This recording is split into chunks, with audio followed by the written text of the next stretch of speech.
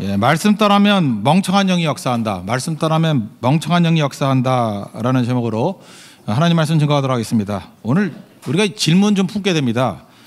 도대체 이삭의 축복이 뭐길래 이 난리냐? 그죠? 성경에서 시작부터 무슨 난리냐? 그런 생각이 들고, 그래 장자권이 있다고 하는데 그게 팥죽 한 그릇에 판다고 팔리는 거냐? 그러면 우리도 큰형님이 가서 본죽에서 두 그릇 사주면은 장남과 차남이 바뀌나, 뭐 이런 생각 들지 않습니까? 또 하나, 사기쳐서 받은 축복이 축복이냐? 이게 뭐 우리가 물으려고 그러면 진짜 이상한 내용들이 많이 있다라는 것입니다. 오늘 핵심은 이거예요.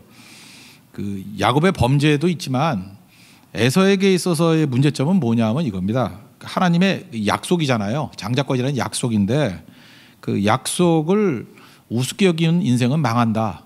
이게 야곱, 에서, 그 다음에 그 아버지뿐만 아니라 그 이삭부터 다 포함되는 얘기라는 것입니다. 그래서 우리 이거 하나 붙들면 돼요. 뭐 이름이 누구든지 관계없이 말씀과의 관계성에 있어서 말씀 무시하면 망한다는 거예요. 말씀 무시하면 멍청한 영이 임하게 되고, 그냥 내가 좀 멍청하더라도 오로지 말씀만 붙들고 이거 외에는 살 길이 없습니다라고 살면은 그 건진바 된다라는 것입니다. 이거 하나 붙들면 되는 것 같아요. 먼저 에서를 보면요, 말씀에 관심이 없습니다. 이 친구는 그래서 그 세속적인 세상적인 사람이에요. 그러니까 뭐 영적인 권세 뭐 이런 거에 관심이 없어요. 그러니까 어느 정도로 관심이 없냐면 팥죽 한 그릇에 팔아먹을 정도니까. 25장 34절에 장자의 명분을 옛날엔 경홀히 여겼다. 새로 번역된 것은 가볍게 여겼다. 영어 성경에는 despised, 멸시했다 이렇게 나옵니다. 우리가 예배 때 지각하는 거 있을 수 있죠. 뭐 지각할 수도 있지 않습니까? 뭐 지하철이 빵꾸나거나 그러면 늦을 수도 있죠. 그죠? 뭐 그럴 수도 있다고 생각을 해요. 아프거나 이러면 늦을 수도 있죠. 근데 마음 가운데 예배를 무시하는 거예요. 예배까지 거 그거 뭐 일찍 가서 뭐해? 예배가 별건가? 그게 화 있으신저 그런 놈 망합니다. 그러니까 근본적으로 무시해 버리는 거예요. 여건이 안 되면 성교 못 갈 수도 있죠. 그죠? 복음 증거하는 거에 뭐 동참 못 할 수도 있죠. 뭐 그거 못 한다고 뭐 버림받고 구원받고 그런 게 아니잖아요. 우리가 율법이 아니기 때문에. 근데 원초적으로 그걸 무시해 버리는 거예요. 그딴 짓 왜 해? 뭐 이런 거 있죠. 그런 사소하고 시시껄렁한 거 나를 부르지 마. 화 있을 진짜 그게 에서입니다. 그래서 망하는 거예요. 그 사무엘상 2장 30절에 보니까 나를 존중히 여긴 자를 내가 존중히 여긴다 그랬어요. 나를 멸시하는 자를 내가 경멸하리라. 그 하나님 멸시하면요, 여러분 하나님께서 경멸합니다. 그 despised. 그 경멸하는 게 무서운 거예요. 그럼 깨진다는 것입니다. 말라기 1장에도 보면은 그 뭐 헌물에 관한 문제가 아니잖아요. 그 1장 8절을 보니까 니네가 눈먼 희생제물을 갖고 왔다. 그러니까 짐승이 있으면 저는 것들, 병든 것 이런 거 갖고 왔다는 거예요. 그 하나님께서 뭐라 그러냐? 그거 니네 총독한테만 바쳐봐라. 그게 선물이 되겠느냐? 맞아 죽지. 마음의 문제예요. 뭐 가난하고 부자 그 얘기가 아니고 그따위 마음으로 하나님 앞에 나가서는 안 된다라는 거죠. 에서가 그랬다는 것입니다. 그러니까 세상에서 제일 불행한 인생은 뭐냐면 영적인 게 관심이 없는 거예요. 말씀에 관심이 없는 인생. 에서 같은 인생 되지 마십시오. 제발 영적 민감성을 가지고 내가 못하던 뭐 무너지던 그게 중요한 게 아니라 하나님 안에서 그러니까 안타까운 마음이 있어야 돼요. 영적으로 이러면 안 되는데 이런 마음이죠. 하나님 영적으로 풍성해져야 되는데 그게 필요하다는 것입니다. 이삭도요, 이게 족장은 족장인데 맛이 많이 갔어요. 아마 가나안에 오래 살아서 그런지 가나안화 됐다, 뭐 세속화 됐다 이런 게 있는 것 같습니다. 1절을 보니까 눈이 어두워서 잘 못 봤다 이렇게 나오잖아요. 눈만 어두운 게 아니라 그는 영이 어두워진 것 같습니다.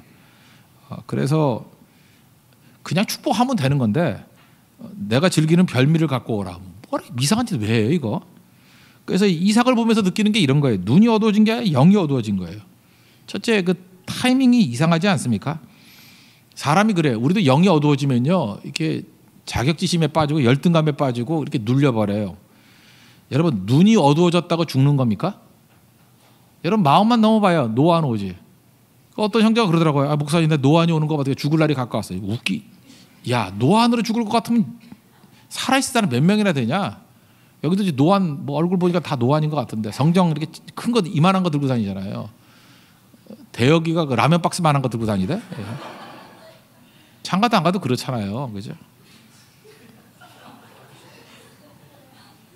그러면 죽는 거예요? 안 죽어요. 여기서 이 사건 벌어지고 난 다음에 이삭은 40년 더 살았어요. 지겹게 산 거죠. 지겹게. 그죠? 뭐 죽을 날이 얼마 안 남았다고? 누가 죽는데? 하나님이 부르기 전까지 죽는 거 아니에요. 하나님이 이제 그만할 때까지 그만하는 거 아니라고. 웃기는 일이 벌어져요. 이 젊은 사람들 많이 모이면요, 대학교 4학년이 이 나이에 내가 하리 그래요. 그리고 20대 때는요, 이제 30살 되면 인생 끝나는 줄 알아. 30살인데 내가 왜 해? 뭐 이러고. 좀 가소롭죠, 그럴 때. 우리 인생이 그래요. 가소로워요. 그냥 하나님께서 부르실 때까지 다 뛰어야 되는데 이 타이밍에 오류가 있어요. 영적으로 어두워지면 맨날 내가 늙었대. 맨날 내가 할 나이가 아니래. 내 때가 아니래. 평생 그래, 평생. 그냥 중학생 때는 뭐 중학생 때 늙었다 그러고, 고등학교 때는 고등학교 때 늙었다 그러고. 그냥 빨리 하나님 데려갔으면 좋겠어요, 그런 사람들은. 그죠? 하나님께서 끝이라 그럴 때까지는 끝이 아니라는 것입니다. 그리고 대상에 대한 오류, 하나님께서 예언의 말씀 주셨잖아요. 25장 23절에 큰 자가 작은 자를 섬기리라. 하나님 말씀 받았죠. 그러면은 세상의 관습과는 충돌이 일어나죠. 아버지로서는 좀 불편했을 수도 있어요. 그래도 장남인데, 뭐 우리 그런 거 있잖아요. 그 전통적인 뭐 유교적인 가문이 있으면 딸보다는 그래도 아들인데, 뭐 그래도 장남인데, 뭐 이런 게 있잖아요. 근데 하나님 말씀이 큰 자가 작은 자를 섬기리라 그러면 하나님 말씀대로 가야 되는 거 아니에요. 이게 대표적인 거거든요. 내 풍습과 관습과 말씀이 충돌할 때 그래도 말씀이지 그러면 살아요. 근데 끝까지 그냥 무슨 노인네 영감탱이 같이 맨날 그래도 아들인데, 뭐 그래도 장남인데 이러면서 말씀 무시하면 가는 거예요. 언제까지, 지금 우리나라 뭐 무너질 거 다 무너졌는데 뭐 언제까지 뭐 제사 드리고 뭐 언제까지 뭐 가문에 뭐 별 대단한 가문도 아니야. 이미 그런 건 사회에서 다 무너져 버렸잖아요. 뭐 맨날 제사 드린다 지난번에 보니까 명절 때 외국 여행 가대. 그러니까 다 핑계죠. 그치? 충분히 버릴 수 있고 아무것도 아닌 문제 가지고 그거 연연해 하는 척하는 것들 있죠. 그러니까 말씀 무시하는 거예요. 그리고 방법의 오류죠. 그냥 축복하면 그냥 축복하면 되지, 깔끔하게. 무슨 놈의 요리를 갖고 오래요. 별미 갖고 오래요. 그래서 이렇게 복잡해지는 거 아닙니까? 여기 27장 33절 보면요, 이삭이 힘이 크게 떨며 그랬죠. 왜 떨었죠? 하나님 말씀 결국 이루어지죠. 큰 자가 작은 자를 섬기리라. 결국은 작은 자에게 축복했잖아요. 그러니까 하나님 말씀이 이루어진다는 것입니다. 그러므로 오늘 이 본문 전체에서 우리에게 보여주는 건 뭐냐면, 하나님 말씀 붙드는 자는 살고 말씀과 충돌하는 자는 무너진다는 것입니다. 이게 전체적인 메시지예요. 적용인데, 그러면 우리가 말씀을 떠나가지고 어떤 때는 내 에고 갖고 이렇게 뛰면은요, 저항이 일어나요. 뭐가 잘 안 돼요. 안 되는 일이 전부 다 그 하나님 말씀을 떠났기 때문이라고 하는 건 맞지 않지만 자기도 알아요. 뭔가 이렇게 저항이 오고 방해가 있으면은 좀 겸손해질 줄 알아야 됩니다. 저도 이렇게 설교하다 보면은 이렇게 실수하잖아요. 실수해서 뭐 성도들 마음에 상처가 될 때도 있고, 그럴 때는 근신해야 된다고 생각을 해요. 뭐 그래 니까짓 게 뭔데 뭐 이러고 밀고 나가면, 그래 뭐 떠나려면 떠나라, 뭐 새 교회는 오면 되지, 뭐 이러면은 그 망해요. 그게 꺾일 줄도 알아야죠. 꺾여가지고 내가 참 이게 부족하구나, 내가 기도가 부족했구나, 하나님 앞에 교만했구나. 그래서 그거를 좋은 계기로 삼아야 되는데, 교회에서도 마찬가지예요. 어떤 일을 맡겨놓으면요, 일사천리로 되는 게 아니잖아요. 어떤 데 사람들이 막 덤비는 사람이 있고 욕하는 사람이 있고, 그럼 길길이 뛰면서 나는 뭐 성질 없는지 알아 이러지 말고, 내가 이 말씀을 떠난 게 뭔가라고 하면서 낮추고 겸손해지는 게 지혜라고요. 그래도 이삭은 꺾이잖아요. 두려워 떨기도 하고, 이렇게 꺾이는 게 좀 있어야 돼. 꺾이는 게.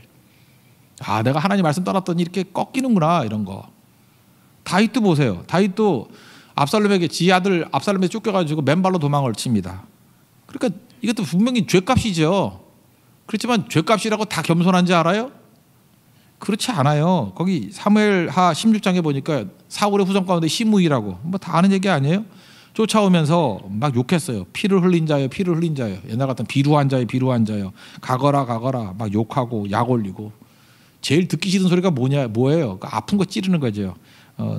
네 아들 압살롬의 손에 넘어갔네 막 이러고, 얼레꼴러리 뭐 이런 거죠.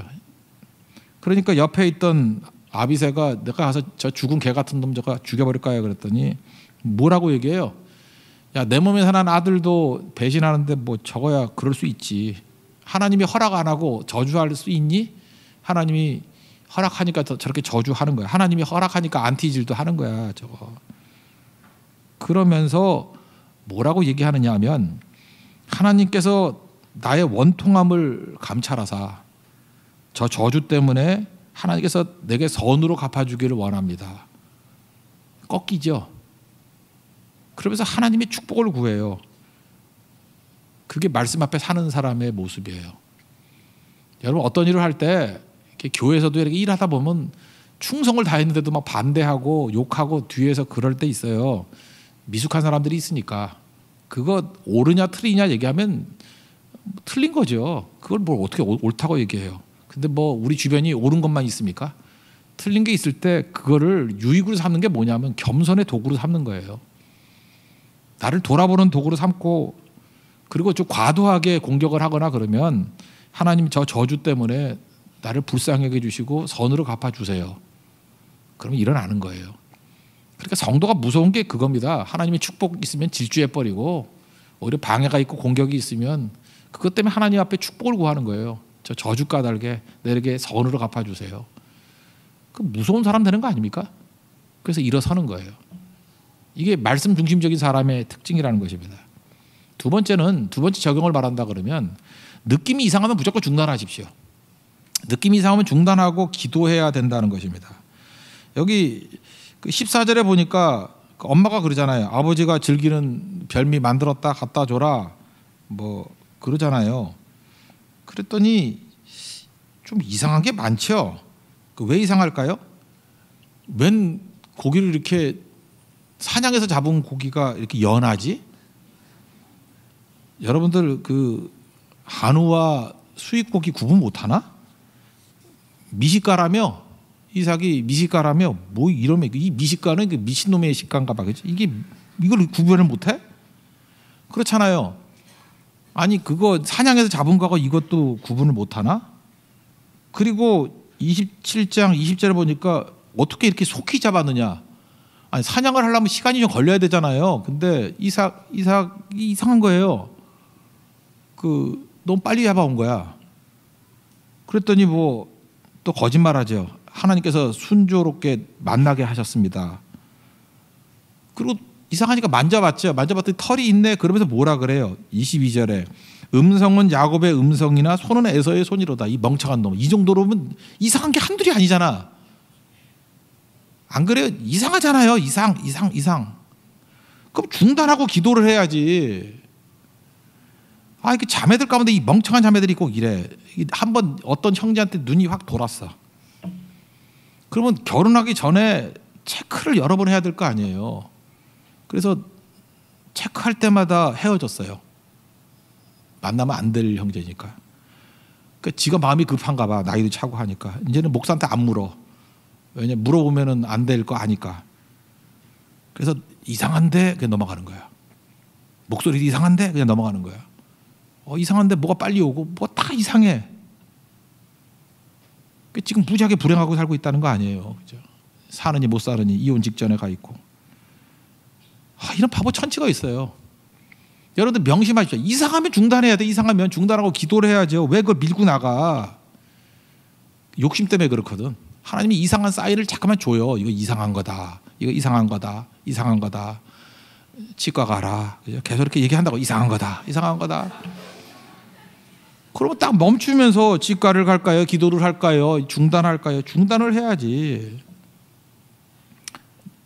한 10년 전쯤에 내가 어떤 자매를 한번 건져준 적이 있는데 그 캐나다에서 유학을 했던 되게 미모가 있는 자매였어요. 근데 저한테 와가지고 목사님 기가 막힌 취업 자리가 났대. 그랬더니 벌써 10년 전인데 한 달에 1,000만 원 주고요. 숙식 제공하고요.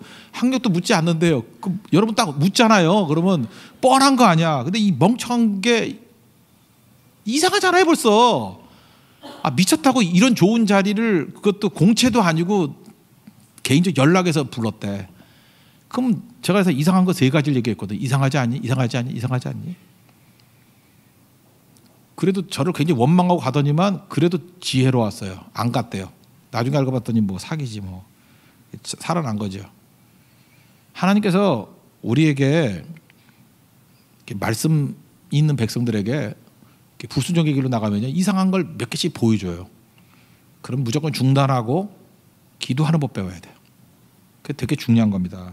잠언 14장 15절 보니까 어리석은 자는 온갖 말을 믿으나 바보 천치는 믿으나 슬기로운 자는 자기 행동을 삼가느니라. 여러분 항상 잊지 마십시오. 항상 냄새가 납니다. 이상한 거는 멈춰야 돼요. 근데 욕심이 커지면 이상한 거를 무시해버리고 막 가는 거예요. 그러면 넘어지게 된다는 것입니다. 세 번째 적용, 성령의 감동, 즐거움 없이 억지로 일하지 말라는 거예요. 이게 하나님의 뜻이다 그러면 감동이 있어요. 즐거움이 있어요. 억지로 안 한다고. 여기 보면은 그 이삭이 욕심 부려가지고 지금 뭐가 이상한 거 있는데 그냥 억지로 뭐 이것이 이 냄새가 뭐 여호와의 주신 뭐 밭의 향취라다 뭐 이따위 소리 하면서 뭐 억지로 이렇게 간다고요. 우리 교회도 보면 이런 게 있어요. 별로 은혜도 안 되는데 그냥 억지로 은혜 받은 표정 짓고 뭐 은혜지요 그러고 괜히 뭐 행복한 척하고 하나도 행복하지도 않으면서 그 억지 감동, 억지 축복을 짜내지 말라라는 것입니다. 이게 되게 중요한 거거든요. 지난 철야 기도 때 4시간 동안 스트레이트로 기도를 했거든요. 그래서 제가 어저께 나 쓰러졌어. 이제 나이가 들었는가 봐 내가. 제가 솔직한 얘기를 이거예요. 그 시작할 때 4시간 스트레이트로, 그러니까 뭐 어떤 사람은 뭐 쓰러져가지고 보양식을 먹어야 된다 난리치던데 나는 설교도 하고 찬송인도 하고 여기서 꼼짝도 안 하고 서 있었잖아. 그 성도들은 앉아서 들었지만. 근데 제가 이를 악물고 오늘 차라기도 온 놈들 봐라 이제 죽었다 그러고 한 거 아니에요. 절대 그러고 한 거 아니에요. 그냥 기도하고 그냥 억지가 아니더라고. 그냥 성도들이 뭐 기도도 안 하고 그냥 집에 가버리고 한다 그러면 더 안 하려고 그랬어요. 근데 성령께서 이끌어 가시는 묘한 그 자연스러움이 있었어요. 자연스러움이. 정확히 4시간 10분 했거든요. 그래서 했어요. 난 그게 중요하다고 생각해요. 기도를 충분히 해야 된다는 생각을 갖고 그래서 많은 성도들이 감동도 있고 그러더라고요. 우리 율동하던 자매가 그 엄마가 저한테 와서 조금 전에 고맙다 그러더라고.